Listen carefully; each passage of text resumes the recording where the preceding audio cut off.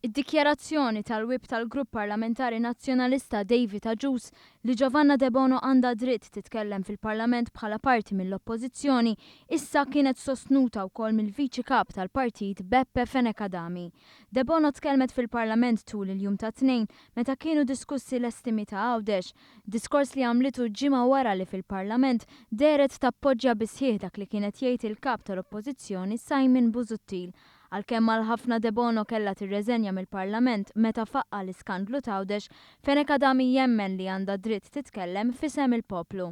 Bħala membru parlamentari, Giovanna De Bono għandha dritt titkellem, Giovanna De Bono għandha dritt teżiġi mingħand l-Speaker illi titkellem, u Giovanna De Bono bħala membru f'oppożizzjoni ġi mhux parti bil-gvern tkellmet fil-Parlament bħalma jitkellem kull deputat. Id-dikjarazzjoni ta' Fenekadami saret l-għada li Aġus iddefenda d-deċiżjoni li tingħata l-ħin minn tal-Oppożizzjoni fejn matulu qalet li servit l-Għawdex b'sinċerità. Giovanna De Bono fejn qiegħda mal-gvern jew mal-Oppożizzjoni? Qiegħda mal-gvern kieku kienet tieħu l-ħin tal-gvern. Qiegħda mal-Oppożizzjoni għax qiegħda fil-bankijiet tal-Oppożizzjoni, mela l-ħin tagħha irid jittieħed mill-Oppożizzjoni.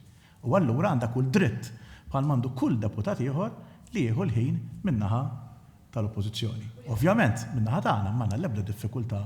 Giovanna De Bono għamlet snin twal bħala Ministru għal Għawdex u xurilu beda jkun allegat li żewġa kien imexxi skema ta' pjaċiri għal voti imħalsa minn fondi pubbliċi.